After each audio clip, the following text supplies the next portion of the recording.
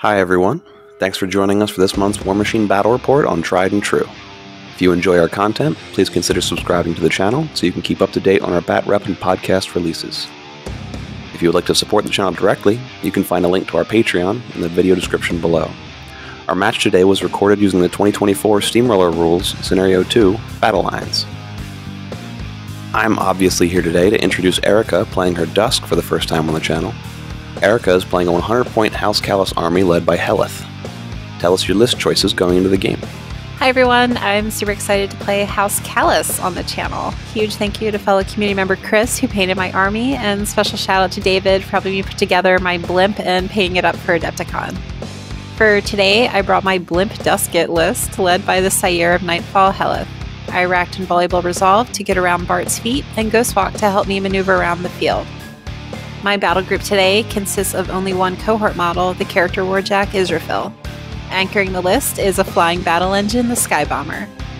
I brought two character solos, Dices and Mulgreth. I'm hoping to use Dices to help land Ghostwalk on my far units and utilize her armor debuff when needed. I'm having a lot of fun fielding the updated Mulgreth and find him to be very good at helping me hold key objectives with his defensive strike and new Entropic Force aura. I have a Void Shaper to support Israfil and the Void Engine if needed. The Void Engine will be used to help cycle my Soulless Guardians to create incorporeal solos, aka spooky ghosts. The Void Engine is my favorite model in the entire army, and being able to create solos is very strong in the current Steamroller packet. It also acts as a decent gun platform when needed and has critical consume to help snipe out high armor, multi-wound, small base models. I brought 2 units of Dreadguard Archers, 1 unit of Dreadguard Cavalry, 1 unit of Adept Seekers, and 2 units of Soulless Guardians. My command cards are Duck and Cover, Spotters, Put the Fires Out, True Inspiration, and the always popular Old Faithful. The objective of the list is to try and deliver what work models I can under a barrage of cannon fire and test out the bomber. Ryan's also back for another round on the channel, and he's brought a new Legacy army. He's playing a 100-point Talion Charter army commanded by Captain Montador, hereafter referenced as just Bart. Welcome back, Ryan. Please tell us about what you brought today. Hey, good to be back. Today I decided to bring some Pirate Mercs and do Talion Charter. I wanted to give Captain Bart a chance to get some screen time on the channel. He brought with him a Galleon and 2 Mariners. And then everyone else in the list, it's a good mix of, the regular suspects of those Talion Charter solos. So you have Grogspar, Dirty Meg, Doc Killingsworth, First Mate Hawk, Master Gunner Dougal, and then 2 Powder Monkeys. And then when you get into the units, I brought 2 Things of Press Gangers, Lady Ayana and Halt. And then it's not a Talion Charter list unless you bring the Commodore Cannon. So they were definitely making this list. I was hoping that this list would bring enough firepower and just a strong enough gun line to kind of shut down whatever's advancing towards it and kind of thin down an army before it gets to me. And we'll see if it does it. And the command cards I brought were Careful Reconnaissance, Infiltration, Old Faithful, Power Swell, and Sentry Duty. Can Hellyth withstand the cannon fire from Bart and his pirate crew? Can Bart's Galleon punch through Hellyth's army of soulless shield guards? Let's get to the table and roll off. Hi, Rai. How are you today? Good. So it looks like we're playing an IOS today. Beautiful IOS table. Always beautiful. Yeah, shout out to David and Paul. They look great. So we're just going over some of the terrain here. When we were talking in text before we played our game, we're like all about the scatter terrain because you were bringing a Colossal and I was bringing a Blimp. Oh, yeah. We are here to destroy as many of these little pillars as we can. Yeah. So we have a standard obstruction in the top right. You have another obstruction on your side, a couple walls. The little towers and statue are scatter terrain. A couple forests. One is on fire and a hill. And we got some really thick walls. Yeah, thick. They are very thick. So you won the die roll and elected to pick sides, so I went first. So typically into a gun line like Ryan's, I want to try and close that gap as quick as possible. So I know I'm going to get shot at for a turn, but if I can just make it for a single turn, I'm hoping to be able to deliver most of my army. So I activate Hellyth. I put Invaluable Resolve on the kitty cats and Admonition on Israfel. I advance her to be behind the woods just to keep her safe. She is 15 def, 15 arm, and 15 health. So she dies to everything. So we're just going to try and keep her as safe as we can. Oh, yeah. Archers move up to advance the wall to get cover. Cats advance and place, and then they will reposition to try and, manufacture some different charge lanes here. I'm hoping to be able to protect them on the approach with my guardian. So you'll see me kind of redeploy my bottom unit of guardians there. I typically want to wait on the guardians. So once I position my work models, and then I like to put the position the guardians around them. The Void Engine receives power tokens for spells that are cast within 10. So that's just me throwing 2 tokens on the Void Engine from Hellyth casting spells at the start of the game. I forgot to take them out of my box at the start. My bad. So I'm just positioning Israfel up to be by Hellyth. I really, other than Israfel just being awesome, he's my favorite warjack to take with her. Just because of open fire, you can get a 14-inch, or fire group, sorry. Fire group, you can get a 14-inch spray on him, which is very, very good. So this is me redeploying essentially my second unit of guardians, because I didn't want my cats just sitting out there to get blown up on with cannon fire. So I wanted to make sure that I protected my cats. So all my cats have at least 2 shield guards.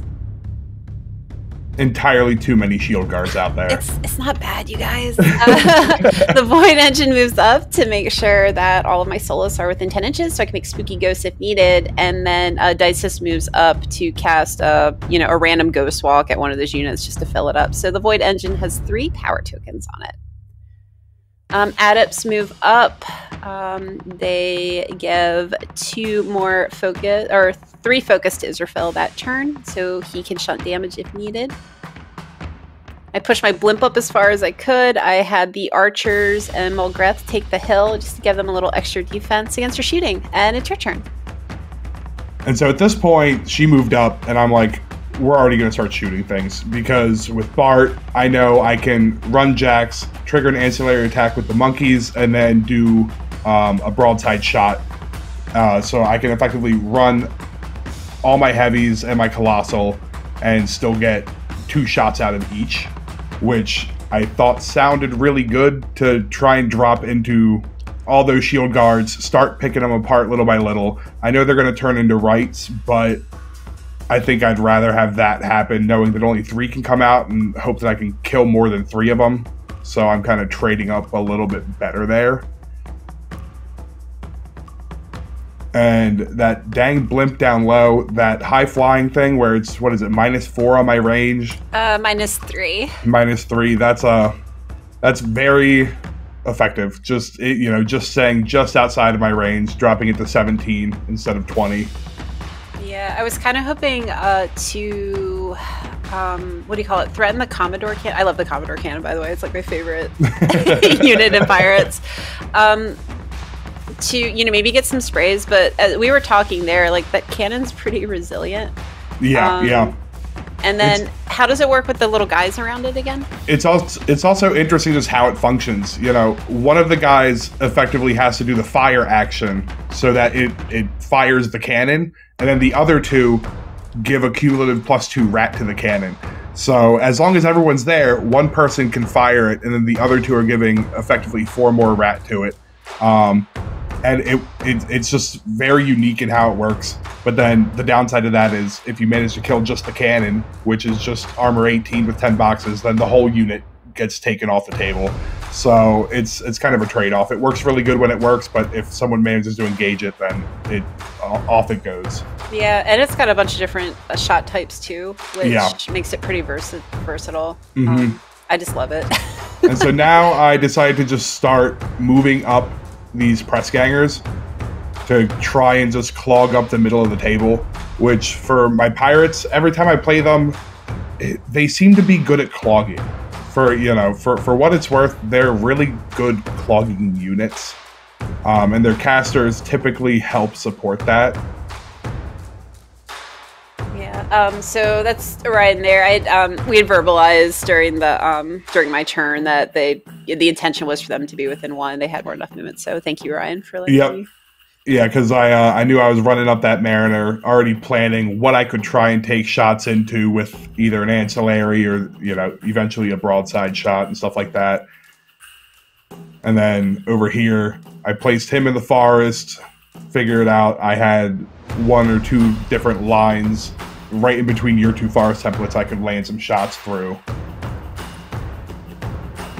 And then I think from here it was a matter of just trying to unpack everything else around the galleon and figure out where that'll end up living, so I can kind of start pressing that forward as well. Yeah, I actually don't have much experience in the Talion Charter. It's actually the first time I'm playing Talion Charter in Mark IV. So I have no idea. Like, I didn't rack D-Cell this game, and I remember thinking here, like, oh, I think I'm just about to lose a lot of my army on this approach. So,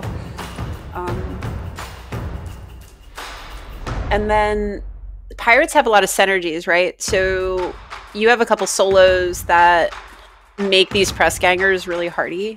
Do you mind going into that a little bit? Yeah, so, all the pirates seem to build off of the power of their solos. Just this unit alone, their defense 13, armor 11. So, a little bit high defense, but if you hit it, it's going to die. And at its core, its base damage on its weapons is only like 9. But one of the solos gives it +2. And so then that goes up to 11. And then they have gang with each other. So if as long as you're ganging the units, then it goes up to power 13s. Mm-hmm. And they're all inherently also tough. And so you have Doc Killingsworth giving them 4 up tough. And then you have Grogspar, who's putting out another 10-inch bubble, just like Doc does. But his bubble is giving out no knockdown. So they're effectively no knockdown, 4 up tough, defense 13, armor 11. Which, once you start flooding a table with it, it starts giving you problems. Mm-hmm, mm-hmm. So I think this is you moving up here. I think would you ancillary attack with? Yeah, I ancillary attacked with the Mariner that's hiding in the forest there, mm-hmm. and decided to lob a shot into there. Yep. So I shield guarded it. I think I don't know if you're trying to shoot my cats or one of the further closer guardians. So I shield guarded. They died, and I exchanged 2 power tokens on the Void Engine to bring in 2 whites. Yep. AKA Spooky Ghosts. And then there I moved up a Master Gunner Dougal, and I put Artillerist on the Galleon to bump its rat up. It gives like an extra +2 rat, I believe. Mm-hmm. And then I brought up Doc Killingsworth and Dirty Mag. I brought up Doc so that I could get all my press gangers in his 10-inch bubble there. And then I brought up Grogspar to kind of figure out where I need him to be to get everyone in his bubble as well. I think I got everybody in both the bubbles except for one of the press gangers, or maybe 2 of them. I think they were all in it. I think it forced me to have to use, what do you call it, like the mortal wound shots. Yeah. Sorry, spoilers, but yeah, you were able to get them all in. Yeah.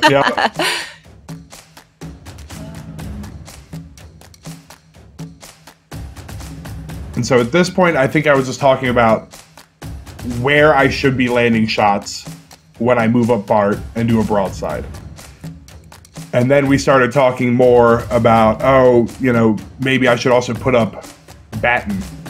Batten down the hatches spell, which gives +3 armor but -2 defense to the battle group. And so I was kind of hemming and hawing, going back and forth, figuring out, okay, what I need to do. If I spend 3, that leaves me with 1, and then I would need to power swell and then sit on 2, or, just trying to figure out what I needed to do here. Mm-hmm. I think the other thing, too, is Hellyth is one of her shots allows her to ignore line of sight. Yeah. So I think you were concerned if you weren't camping a lot. I could get essentially 2 gunshots from my caster, a couple sprays from the blimp, depending on where Bart went. and then a couple sprays from Israfil. Yeah. And under my feet, it negates a little bit of that batten down the hatches.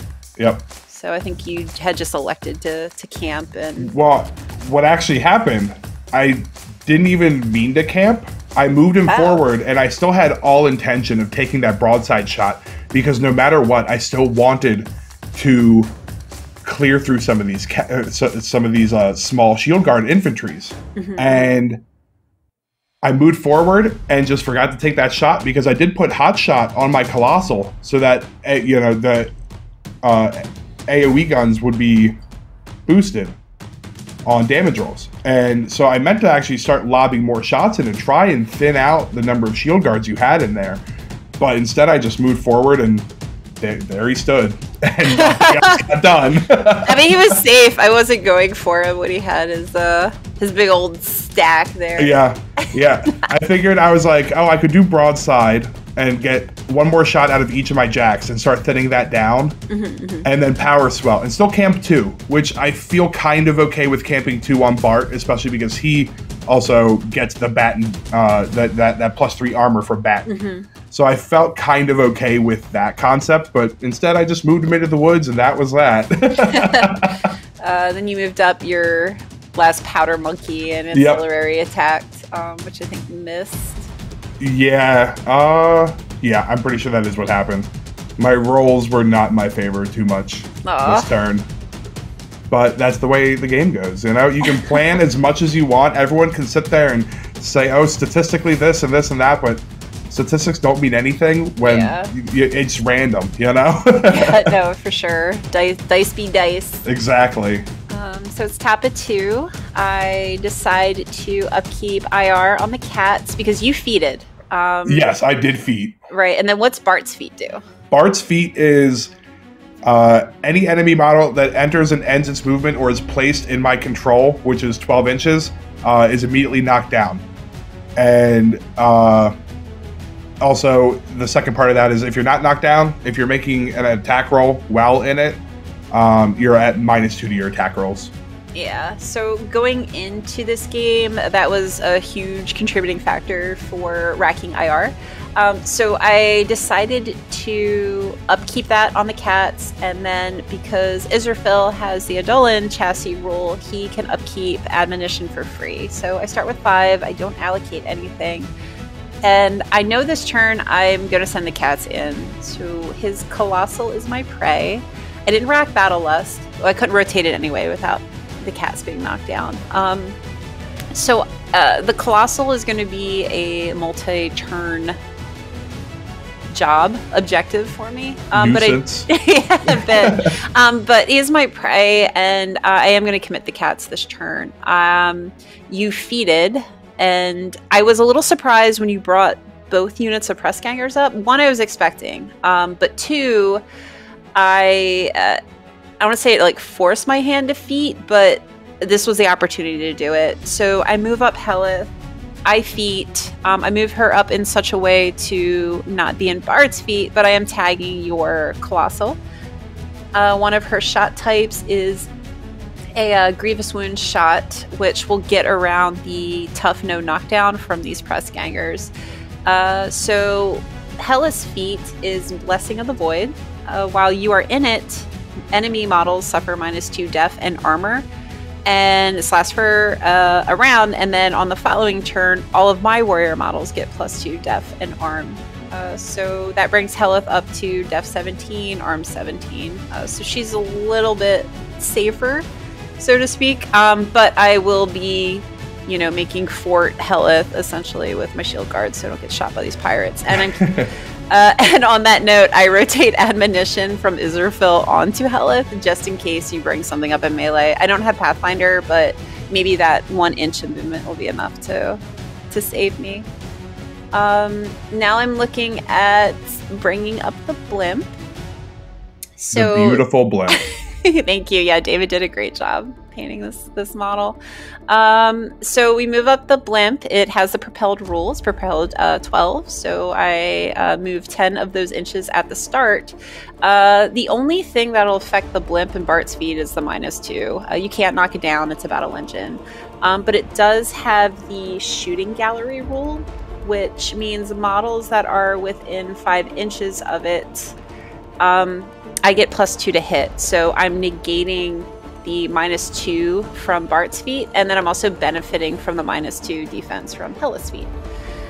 So I do my first attack, the AoE 3 high explosive, no crit, but I do kill a few pirates, and you make a bunch of tough checks, actually. So I'm just trying to clear out what I can, because I would like to push up on scenario, because I need to get to that gun line. I have to engage your gun line. So I'm just praying that you roll 1, 2s, or 3s on your tough rolls here. I mean, it's a 50-50 chance. And it's so good. I like those odds. It's so good. Like, Depth 13 is, like, I think it's that magical number in this game for defense that just completely... It changes the game. Yeah, just that from a 12 to 13, it's just high enough where it's like still different probability. Yeah, it's the difference between like a 6, 7, or an 8 sometimes, depending on the model. So the Sky Bomber comes up. We do some sprays. We don't kill some pirates, but we set them on fire. And then I have 2 more inches where I do want to reposition the blimp in such a way to help block some charge vectors to my caster. I've had Hellyth die to like everything, I feel like. I'm still... You were very scared with Hellyth. You were like, Hellyth's got to be careful over here. Yeah, I've just died from like, I've died from blast damage, I've died from being on fire, I've died from like assassinations that I'm just like not paying attention to. And the big thing is just I just need to keep her alive. Yeah. Morgeth comes up. He also benefits from Hellyth's feet because he is a friendly warrior model. So I keep him on that 30 mil to score in cover to protect him from Mr. Commodore Cannon. And then I decide to move up my Dreadguard archers to take some shots on the pirates that are still up. I think that one of the shot types I chose was the one where I take you over if I kill you, but I didn't but I realized their mat was like 5, and and the minute you walk in, you become knocked down because you control the model now. Yeah. So I think I rolled, and then you're talking to me about the feet, and I was like, oh yeah, you're right. So I think we just removed the model. And No, this whole your feet into mine and how it all worked, it was a lot of strange interactions of things happening. It was a lot of like weird math too on top of that. So Dices moves up. We give Ghostwalk to the cats. And I decide to charge the top cat. So with Ghostly, it allows them not just to be able to move through terrain, but like regular models now too. But before I do that, I guess I move the archers first. I figured I should get my range shots in before I engage all these pirate boys. You're trying to clear out what you could with them before you actually committed the cats. You got it. Oh, the other thing is we talk about the scatter terrain because we've removed a bunch. So with Steamroller 24 and the January errata, so scatter terrain gets removed if a 120 or 80 millimeter base comes in contact with it. So that's why some of those towers aren't on the board anymore. Oh, so 80 millimeters do remove it. I wasn't sure about that. Yeah, they do. I'm a huge fan of scatter terrain. It's one of my favorite things to come out of the January update in Steamroller. You have more dynamic tables. Oh, I love it. And it's great stuff to like hide behind, you have cover. We use farm animals sometimes. Yeah, they're adorable. But yeah, it's fun. So here I move up 1 unit of guardians. They have shield wall, so they're immune to knockdown. So that's a way I can get around your feet. But the first guy that I move is not in shield wall, and I think that's you're reminding me. Yep. So we throw a knockdown on that, and I'm just trying to clear these pirates, man. I'm trying to score this, or at least make it so you have less pirates on the board. And I think that guy toughed every time. Yeah, yep. I think he was a good soldier for me. Yeah, no, for sure. The other thing I was debating on, so I took True Inspiration, which is one of my favorite cards, and we'll talk about it later in the turn, because I was thinking, oh, maybe I should pop that card on this unit, but I elected not to, and we'll talk about that a little bit later. So cats come in from downtown, the kitties. And we are going into the Mr. Colossal. I think I trucked damage on this. Oh, yeah. So. Every roll was like out of this world. Yeah, I don't know if it's the war. What is it, the Warjacks dice or the Warfare Weekend dice? But yeah. Oh god, they were just cranking damage on this thing. So with prey, they have 2 attacks. So the poison tail isn't. I'm not going to get the extra die because you're not alive, right? But it's a 14. And then the halberds come in, the 2-inch reach weapon, and those are effectively power 16s. And you didn't batten this turn, so I figured this would be the turn to, you know, chunk. Right. Yeah, to chunk, because I don't know if I'm going to get another opportunity this game. I'm pretty sure these cats alone took out just over half of the Colossal. Yeah, I think I definitely took out one side of the grid, right? Because we had to roll damage on the other side. Yeah. And I think the other attack I did was, instead of putting my poison attack on the Colossal, so the powder monkeys give like guidance, right? Magical weapon. I'm not sure if they do that. I use it for empower, and I use it for ancillary attacks. Gotcha. I thought they had something else. So magical weapons with spooky ghosts is something that can like counter them. So I elected to hit the powder monkey with my last attack, because I'm not going to kill the Colossal this turn. And they explode. I found that out too when they die. Yeah.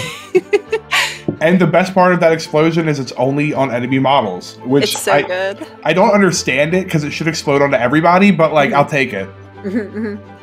So I was able to rip that, that tool off that side of the board. Israfil comes in, you tough the first spray, but then I auxiliary attack with my Void Shaper, and that one model finally succumbs. So now I'm looking at where I want to so we move up the adepts. We give 2 focus to Israfil, and then you have Powder Keg and what's the other one? Deadweight? Yes.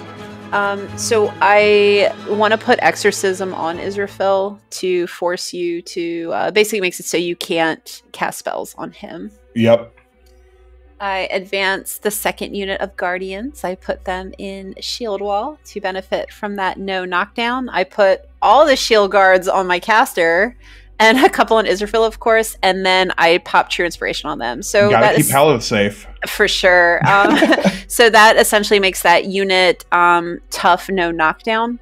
So they can take hits, and if I need to roll 5s and 6s. They'll be able to contribute to the fight some more.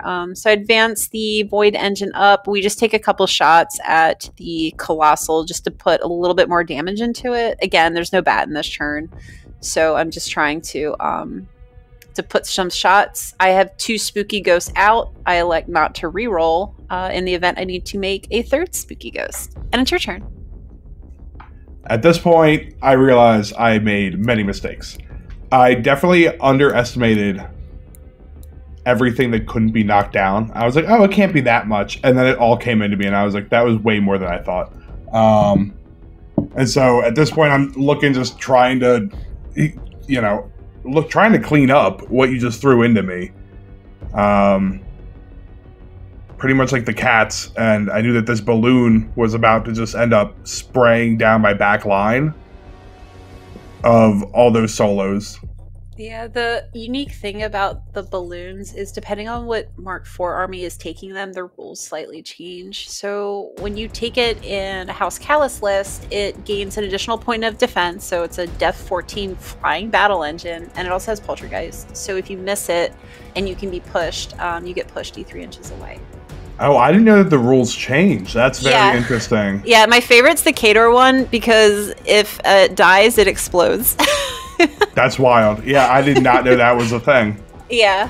I'm still trying to figure them out. I was never a big fan of battle engines. Oh, I mean, other than the corpse card in Grimkin, but this is new territory for me.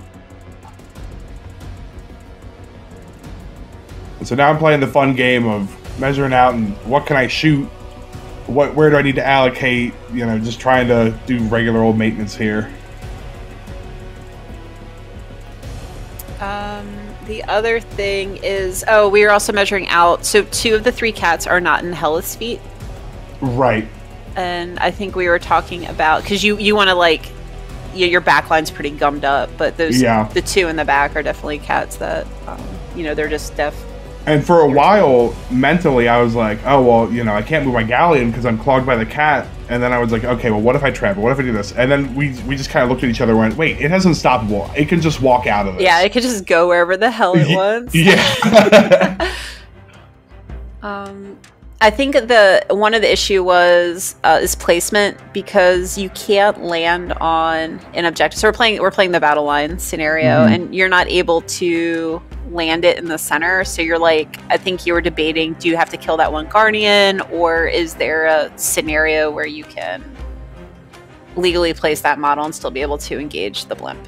Yeah. I do feel like, every time I have these colossals on the table, I spend so much time just like workshopping the placement of how to land them. But I feel like that's everybody when you bring a 20 mil base. Yeah, this might not be the most popular opinion. I actually like the game better without colossals and gargantuans. Really?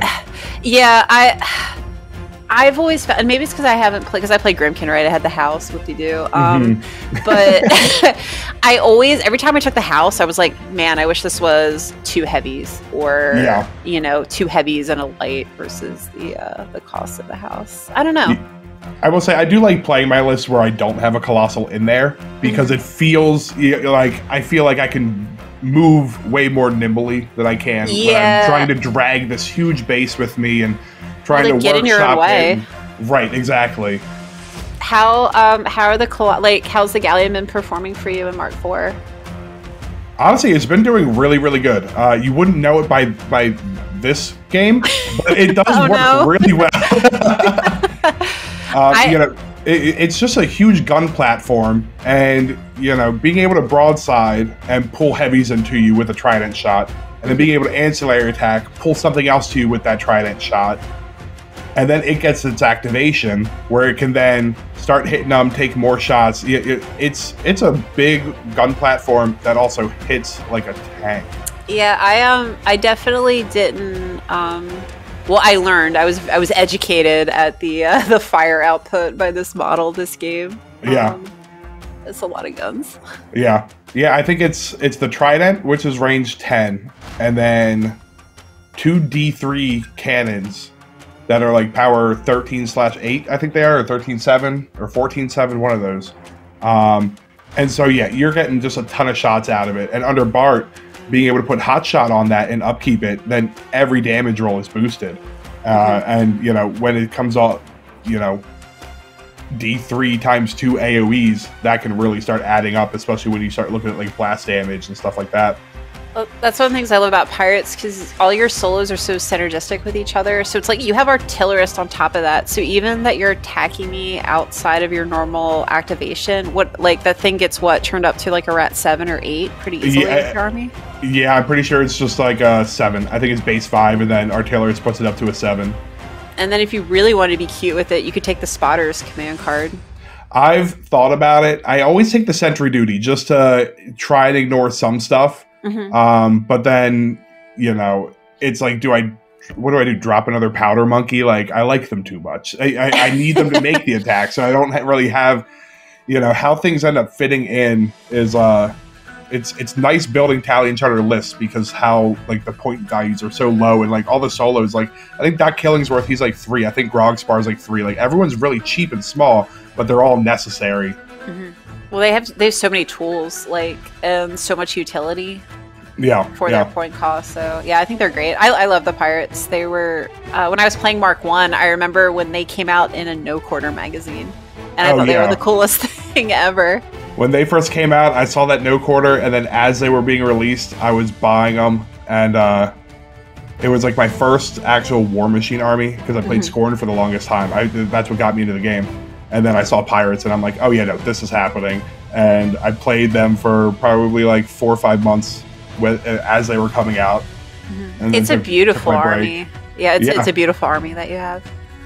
It's a nice raffle win from Captain Con. I'll never complain about that.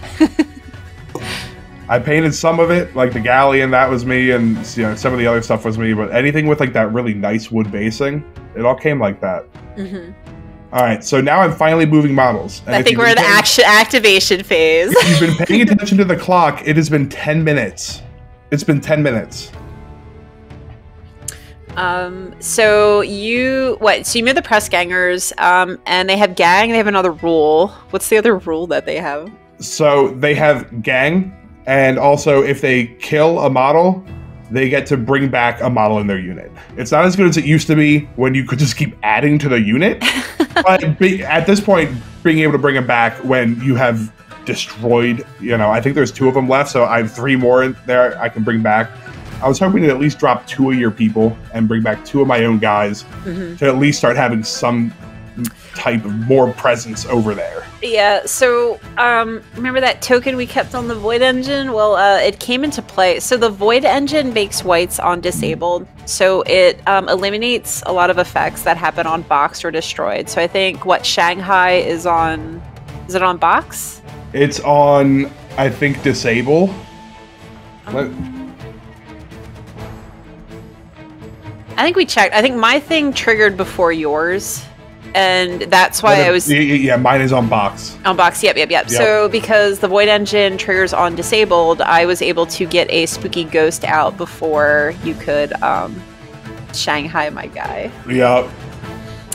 So what's happening here is you are attacking my cats. The cats have an ability on them called Spring Blades. Every time they are hit and they're not destroyed, the opponent the other model takes D3 damage. Yeah, and I'm pretty sure I was hitting them with First Mate Hawk over there. You were. Just trying to get damage through. You know that if you're watching someone play Talion Charter, if those support units like First Mate Hawk or Doc Killingsworth, if they're trying to make attacks, something has collapsed. Society for these pirates has completely collapsed, and they're fighting for their lives. Yeah. So I think you missed an attack. That's the poltergeist rule going off. I got pushed back, but then I got to take a shot. So you did. You weren't engaged anymore. Yeah. And then I think the shot missed anyway, but I think it took blast damage, maybe. Maybe. I know something terrible happens to that one archer this turn. Yeah, I had a game like that earlier where it was like my support pieces were charging. That's always the worst part of the game, where you're just like, what's the mat and a weapon on this model? yeah, that is absolute last-ditch efforts. All right, so now we're having a bit of the kaiju fight in the center. You were able to position the galleon to be able to hit my blimp. And I really think, with how spiky that trident is, I should be able to pop that balloon. It should be easy. Yeah. So I think you actually hit every single attack on the blimp, and it has gunfighter, right, on the model itself, so you could shoot whatever you want. No, Galleon does not have that. I think what we realized is I wasn't engaged with you, but you were engaged with me, so I was able to shoot out. Oh, that's right, because the blimp's only 1 inch and you're... Yeah, so I took my initial melees into it, and then I think I shot it with the trident, and then I think I did my D3 shots and tried to lob them elsewhere. But, you know, the defense on your guys was so high, you know, that was... I don't think so. I think this whole unit toughed, like... Oh, yeah. The entire time. Yeah. They got shot at a lot this turn.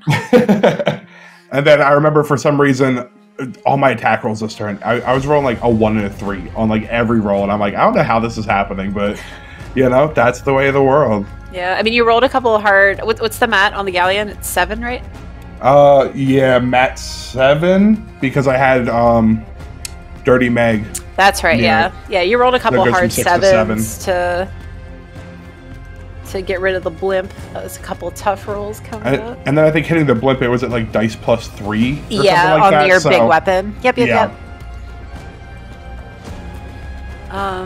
So in shield wall, the guardians their armor 14 normally, 16 in shield wall, so they're pretty resilient to blast damage. Yeah.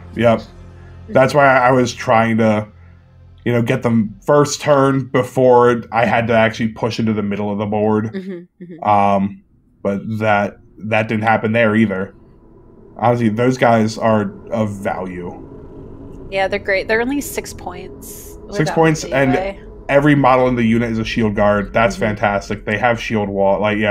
Every piece of that is really good. I actually really like the Soulless. So the Blade Masters, I've been having a lot of fun with them. They're just great. And when they die, they turn into incorporeal solos. And that's so good, you guys. And so what I'm doing here, I'm trying to place the Mariner in such a way where I can Thresher and hit both of those cats without hitting First Mate Hawk. And managed to do it. Just took a second. Yeah. And one of them's already damaged from the previous turn, or from Hawk anyway. Yeah. Rolled a 1 and a 2 there, nothing getting hit. I think you took 3 back to your 1 and your 2. Yep. And then ran her up to try and repair a little bit on the galleon here. It was already really struggling, but I figured, you know, give it all the help it can. Oh yeah, because you had to Old Faithful at the start of this turn, right? I did. Yep, 100%.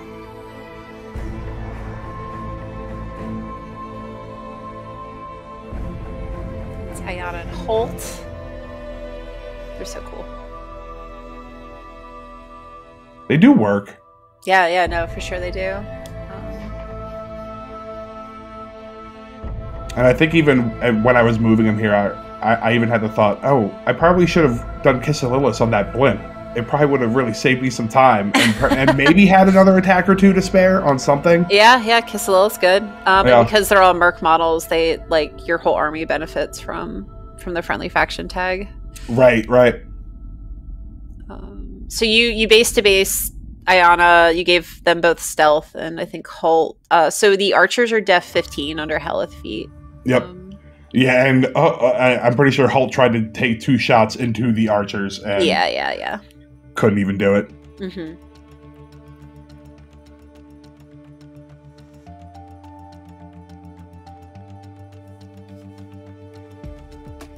That's just more tough rolls coming up. Yep. Oh yeah, and then this is when you know it's desperate. Frogspar is going to try and hit the cat. He goes to the side. I think he's a war hero here, right? I don't think it's him. No, it's him. He knows it. Yeah. For some reason in my brain, I thought maybe Doc was the hero, and Doc ran in for it. Because at this point, I don't have any more... I have 1 lone press ganger standing there, maybe a second one. And it's like, you know, they're there as support for them, and the units are gone. So you might as well throw them up.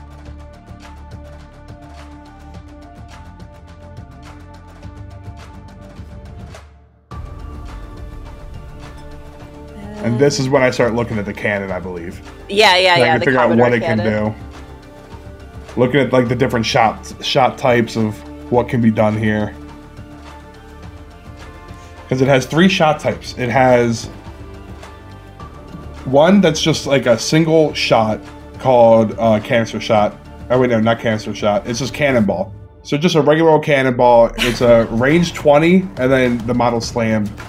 Yeah. D6 inches. I think is fantastic. I think you used like the AoE, like some fire attack. It's even though it missed, you did 14 damage, or it was a 14 damage shot. Yeah, I did the incendiary shot. It's a range 16, AoE 4, power 14. And then if it hits, then everyone is also on fire, and everyone takes that power 14, which is incredible. Yeah, I love the Commodore cannon. So, the other thing I think with the spooky ghost too, so when they come out, being incorporeal means that you can't, they don't take damage from non-magical attacks. Which means the pirates don't really have anything to hit it with. Yeah, I think that was one of the reasons I was like trying to take away your support pieces, because I am going to try and score the 30 on your side with my other ghost. Yeah. So I had 2 fire checks I had to make, one from the cat that charged the fire. It did not survive, and then that Dreadguard archer succumbed to being on fire as well. But we were not going to use the put the fire card out on anybody but Hellyth, because armor 15 doesn't take power 12 very well. So you did batten this turn. I did. So Israfil's weapons are both magical and blessed, so that means I will ignore the armor buff from batten. So I don't want to have to waste focus on casting Ghostwalk on Israfil. So I use the tune-up ability from the Void Shaper to give Israfil Pathfinder. I don't believe I upkept... Oh, I didn't. I didn't upkeep IR this turn because we're going to start... we want to rotate that onto Israfil, so Israfil can just kind of bully the center of the board at arm 21. Oh, what a bully. Focus. Yeah. So I allocated 2 focus to him at the start of the turn. That's me running my solo to score that objective. And it's top of 3, so I think I went up 2, right? The flag, and then you went up 1 because you scored your flag. Yep. So now we are going to activate Israfil. He got Pathfinder, so he's going to walk his 6, and he's reached 3.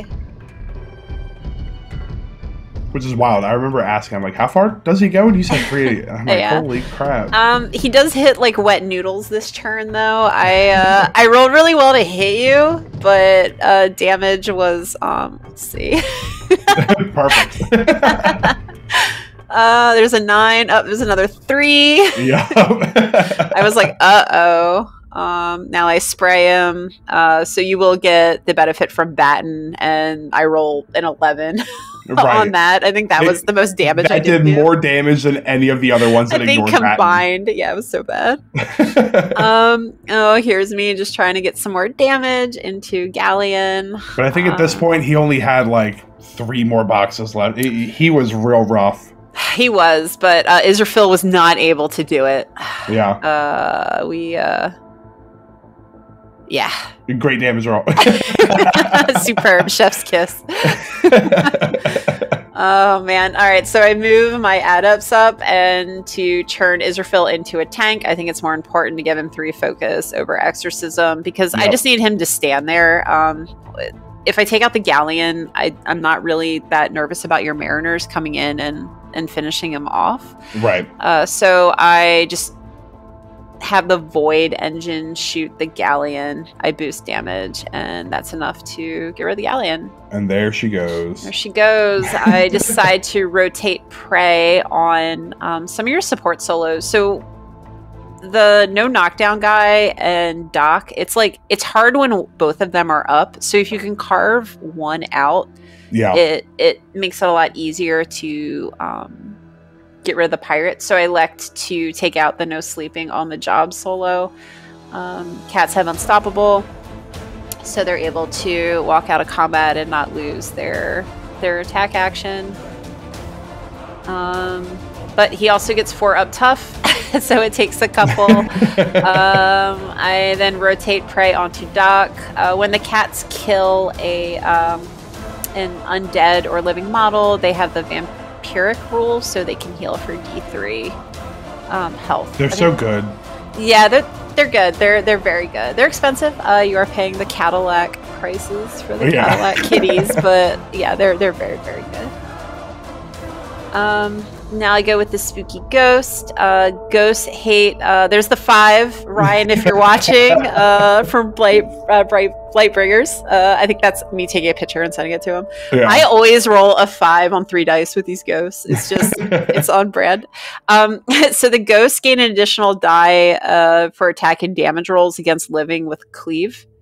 But sometimes it just doesn't happen, you know? 4 attacks is enough to bring down that last press ganger. So now I am scoring at that top 40 mil zone. We move Hellyth back. We cast IR on Iserfil to give him that armor buff. We camp and we hide her behind the woods so nothing weird happens. We advance the Guardians. They go into Shield Wall. They're no longer tough, but they are allowing me to score that other objective. And then I just leave the archers to keep scoring the flag. I run Dices up to the center, and then I run that other white to the 30 just in case Morgeth dies. And I think at this point we take a look at the scenario. I think it's 7-1. Yeah. And yeah, we just called it there. Yeah, it hit a point where I realized, at that point I didn't really have enough to spread out and contest enough. But not even contest, but clear you off of things to then even score just to stay in the game. It just wasn't there. Yeah, I think losing the press gangers meant that you had Bart, the Commodore cannon, and Ion on Holt left, right? That could, as far as units to hold the middle, yeah. But yeah, the battle lines. This is my favorite, probably one of my favorite scenarios in the packet. Even though I like it a whole lot, I feel like I always forget to move the objective after scoring.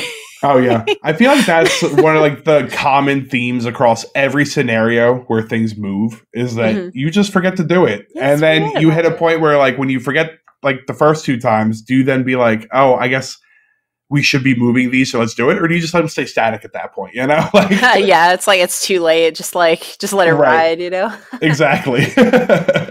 So how are you? So are you enjoying Talion Charter in Mark IV?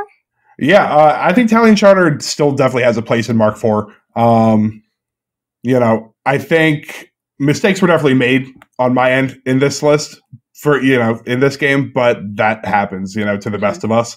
But I think as a whole, they're still really solid. They have a lot of different pieces that can work for them. I think their casters are still really good. It's limited because it's a small merc faction, but that's all of them. All the merc factions are limited, but I think the options are really good. And I think the synergy is still definitely there. It all works well with each other. What have you messed around with Magnus or Big Pig yet? So I messed around with Magnus. I really like Magnus. When I use Fiona, I actually like throwing Magnus in there because Fiona, what I like to do with her is a lot of what I'm just going to call dude spam. I just dude spam, I clog, I feat, and then I just try and win on just scenario because I know in that attrition game with these small pirates, any attrition game with the pirates, I'm normally not going to win. I just need to hold the scenario, and Magnus really gives a nice flank to be a central focal point for the opponent to kind of divert some of their resources to go deal with that. And I think that really helps spread the board more open for when I'm playing into pretty much anyone. My biggest struggle is trying to spread the table as wide as I can because like you've seen, all Italian Charter is very based on their solos and the synergies, and they all have their 10-inch bubbles of things. And so you kind of end up having a small area where everyone is, and you need to keep that power centralized somewhere while then forcing your opponent to kind of spread. And so, having that Magnus Invictus is forcing your opponent to then spread out a little bit wider to deal with that. Yeah, I think there's a lot of power in units and solos or just models in general that are self-sufficient, that don't really need a lot of help from your warcaster. So like Hellyth, for example, I think same thing with Bart, right? Like my control area is 12 inches. And some of these scenarios are so wide, I'm not going to be able to impact the whole battlefield and either like keep my caster safe, right? Right. You know, which is big for me. But I think it's strong if you can have like little pockets of models that synergize and work well together that don't need to be babysat by your leader. Yeah, or if you're me, you can just drag your Scorn onto the table and put Xerxes 2 down, whose feet, its first line is, the entire board is your control area. And then you don't have that problem. Oh, Xerxes would love this table. Yeah, no, it's been a lot of fun. And your guys' meta's been growing, right? Yeah, slowly but surely. It's been, one player at a time. We're about to be starting a journeyman league right after Boker Brawl. I think in a week or two here, I want to try and go to the store and run a demo to just try and get more people into it so that when journeyman starts, there's like even more players. But Critical Hit Games here in Maryland, they've been fantastic to us. They, we're there every Sunday, and they keep inventory of the game. Every time we're there, they actually, they've just started walking around to our tables and saying, hey, do you guys need us to pre-order you anything or order you guys anything? Which is just, really nice to have that support from like a store. Yeah, that's great. I was so excited when you guys went to 70s or every weekend. Yeah. So make some more open plays. That was big for us, just, because doing twice a month, it just didn't feel like we had enough of like a presence. And I feel like since we've moved to weekly, I feel like more people are seeing the game on a regular basis instead of being like, yeah, there's some guys here playing. Like, I don't really know their schedule. Like, now that they see us every Sunday, they, it's more of like a presence of Warmachine in that store. Mm-hmm. Yeah, no, that's great. Well, I guess the next time I'll see you is at Boker Brawl. For sure. And I will have a variation of this list. It'll be different and hopefully less shooting. So, well, I look forward to seeing you in a couple weeks. Thank you for the game, Ryan. Anytime. All right. Much love from Delaware Warmachine to the Maryland fam. Love you guys too. All right. We'll see you around. All right. Bye. Bye. Thank you for watching. If you would like to check out some additional content, including the original video and audio of our battle reports to support the channel, please click our Patreon link in the video description below. If there are any factions, warcasters, or warlocks you would like to see on the channel, please let us know in the comments. And as always, see you on the next tried and true battle report.